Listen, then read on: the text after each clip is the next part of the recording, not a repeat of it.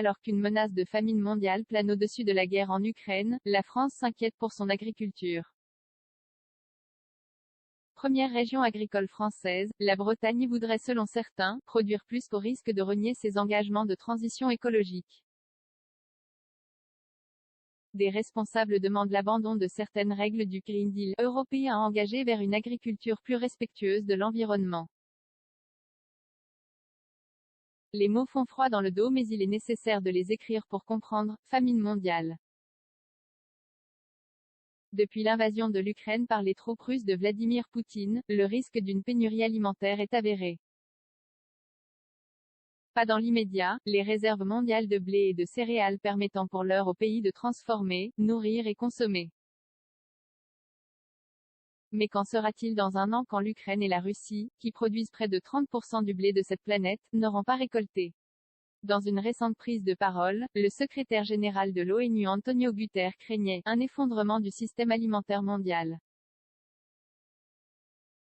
En Bretagne, la question de la souveraineté alimentaire interroge. Dépendante des exportations de nourriture animale et d'engrais venant d'Europe de l'Est, la première région agricole française ambitionne de répondre à la demande mondiale en produisant plus.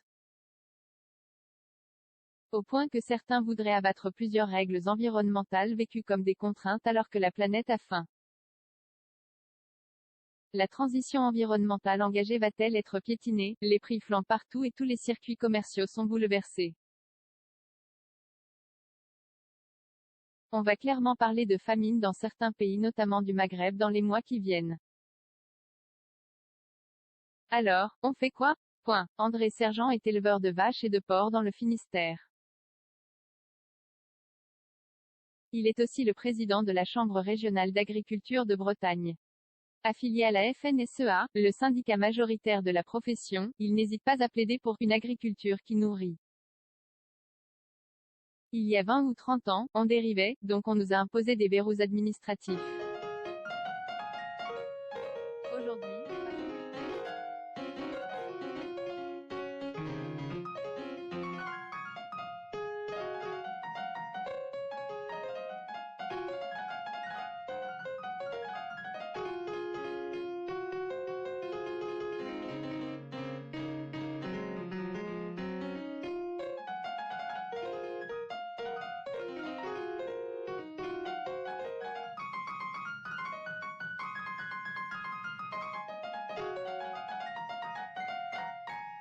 le problème, c'est que les apports excessifs des déjections d'animaux d'élevage présentent un vrai risque pour l'environnement et notamment pour la qualité des eaux. Déjà saturées en nitrates, les rivières bretonnes charrient déjà quantité d'azote dans les baies, générant notamment des algues vertes. On ne doit pas céder à la panique. Et surtout ne pas dévier de notre objectif d'une agriculture bas carbone.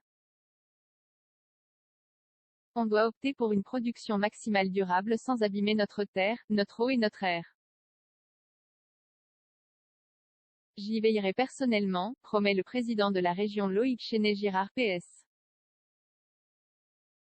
L'accès à ce contenu a été bloqué afin de respecter votre choix de consentement en cliquant sur J'accepte. Vous acceptez le dépôt de cookies par des services externes et aurez ainsi accès au contenu de nos partenaires J'accepte et pour mieux rémunérer 20 minutes, n'hésitez pas à accepter tous les cookies, même pour un jour uniquement, via notre bouton J'accepte pour aujourd'hui dans le bandeau ci-dessous. Plus d'informations sur la page politique de gestion des cookies. Dans les couloirs des instances agricoles, certains lobbies s'agitent déjà. Il faut arrêter avec cette surréglementation. On ne va pas faire des exploitations avec 3 vaches et 2 cochons, critique Laurent Kerlier, éleveur laitier et président de la Chambre du Morbihan. La hausse du prix de l'alimentation animale, du carburant, la météo capricieuse et le conflit armé font craindre à certains un recours plus massif aux produits de synthèse. Les règles ne sont pas là par hasard. Elles ont été imposées pour protéger notre environnement. Les agriculteurs constatent déjà l'impact du changement climatique. Mais on a la sensation que tout est bon pour tout remettre en question. Hier c'était la crise sanitaire, aujourd'hui c'est la guerre en Ukraine, s'inquiète Jean-Marc Thomas. Une agriculture plus autonome, mieux répartie, le responsable régional du syndicat Confédération Paysanne reconnaît que le risque de tension sur l'alimentation est réel. Pour y faire face, son organisation plaide pour une agriculture plus autonome, mieux répartie sur le territoire. Si on se passe d'engrais, on est indépendant des importations. Si on réduit la taille des exploitations et qu'on les répartit mieux, on réduit le risque d'épidémie comme c'est le cas avec la grippe aviaire. Chaque pays doit s'organiser pour se diversifier et relocaliser pour se protéger, estime le leader syndical. Souvent pointée du doigt pour sa concentration d'activités agricoles, la Bretagne a engagé une lente transition pour changer son modèle. Les chiffres des nouvelles installations le confirment. Dans la région, 40% des jeunes agricultrices et agriculteurs qui se lancent le font sur un modèle biologique. Un chiffre qui grimpe même jusqu'à 60% dans le département du Morbihan. Un engagement encourageant qui ne fait pas oublier la crise que connaît la filière bio, confrontée à une baisse de la demande des consommateurs. La question est très complexe et doit être abordée globalement. Le défi de nourrir 7 milliards d'humains est colossal, prévient Jean-Marc Thomas.